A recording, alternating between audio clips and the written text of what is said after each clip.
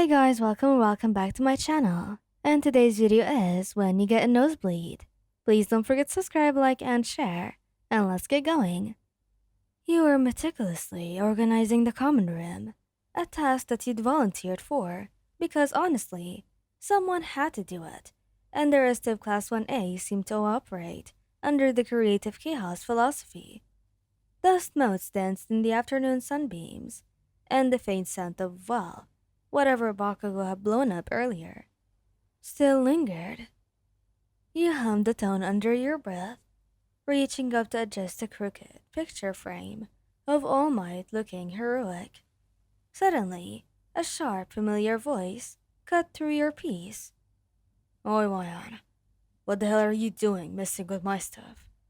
He spun around, a tiny yelp escaping you as he nearly collided with Katsuki, who was glowering, hands shoved in his pockets, looking every inch the annoyed, explosive hero in training he was. Right behind him, a softer, more reassuring presence emerged, Ejiro Kirishima, his usual smile bright, but a little muted by Bakugo's outburst. Bakugo, it's not your stuff, it's the common room stuff, and I'm organizing it. He retorted, although a part of you was bracing for the inevitable shouting match. Doesn't mean you can go touching everything. He growled, stepping closer, his red eyes narrowed. I'm just tidying everything up.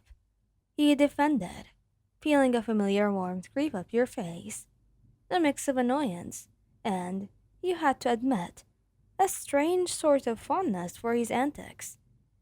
Kirishima stepped forward, a pulsating hand on Bakugo's shoulder. Hey, come on, Bakugo. She's just trying to help. Looks good, Wayan, he said, flashing you a thumbs up. His encouragement always managed to temper Bakugo's explosions, if only slightly. Yeah, whatever. Bakugo grumbled, although he did take a half step back. Just don't break anything. Got it? You rolled your eyes playfully. Wouldn't dream of it. King Explosion Murder. A snort escaped him. Damn right. He turned back to the picture frame, a small smile playing on your lips. Baku always acted tough, but deep down, you know he appreciated the effort, even if he'd never admit. As you reached up again, a sharp, stinging sensation erupted in your nose.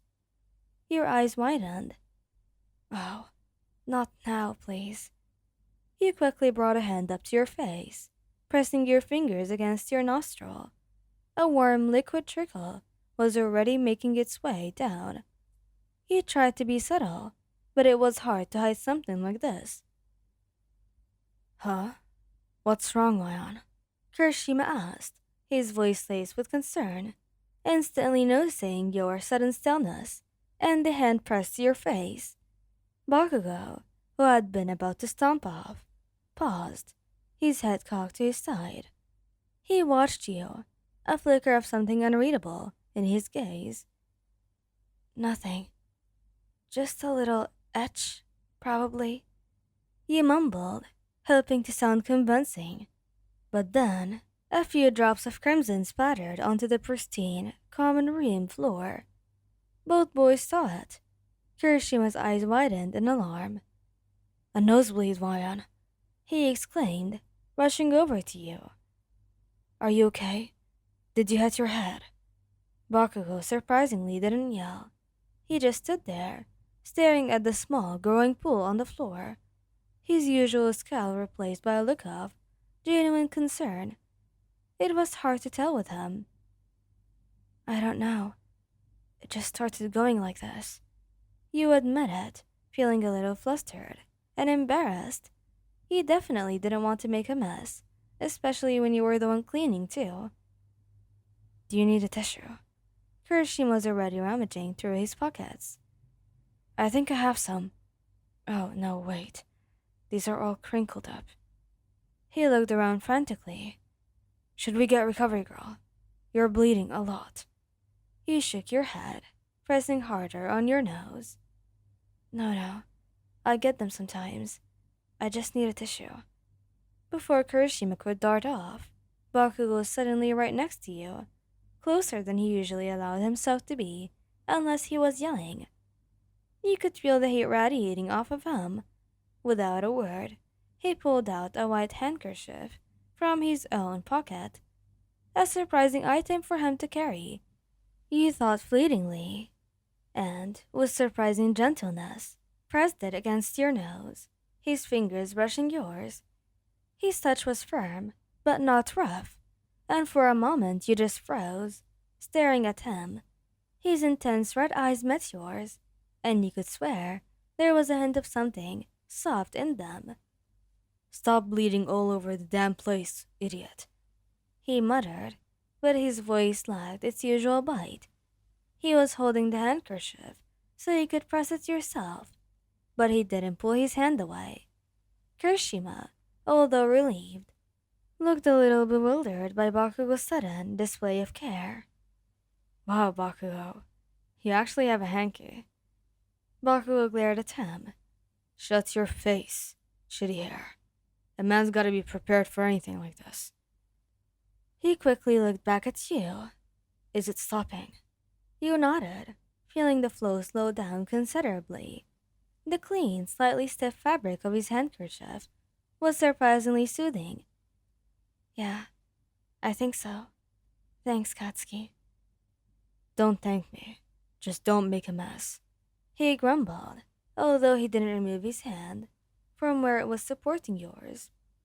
Kirishima, ever the practical one, quickly grabbed a roll of paper towels from the nearby counter and started dabbing at the blood on the floor.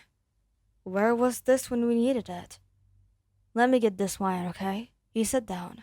You look a little pale." Bakugo finally withdrew his hand, and he didn't move far. He stood with his arms crossed. "Seriously, are you good? You're not gonna pass out or anything?" He managed a weak smile. "No, I'm fine. I'll wash this for you." You looked at the handkerchief, now stained with a few spots of red. "Don't bother. Just throw it away," he said, but you could tell he didn't really mean it.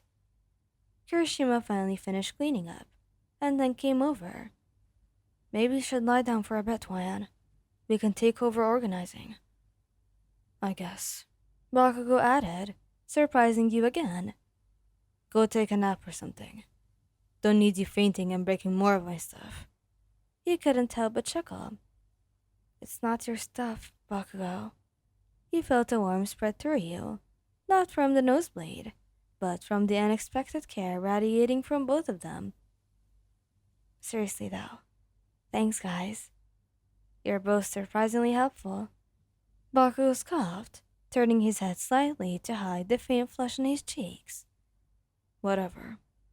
Just don't be so damn clumsy next time." Kirishima just grinned. "Anytime, Wyan. That's what we're here for." You could tell that he had a lot to say behind his eyes, but you weren't really sure. Maybe it was just the nosebleed getting to you. So you just nodded, feeling a lightness in your chest despite the lingering tenderness in your nose. Right. Thanks for listening. I hope you liked this video. Please don't forget to subscribe, like, and share. And goodbye!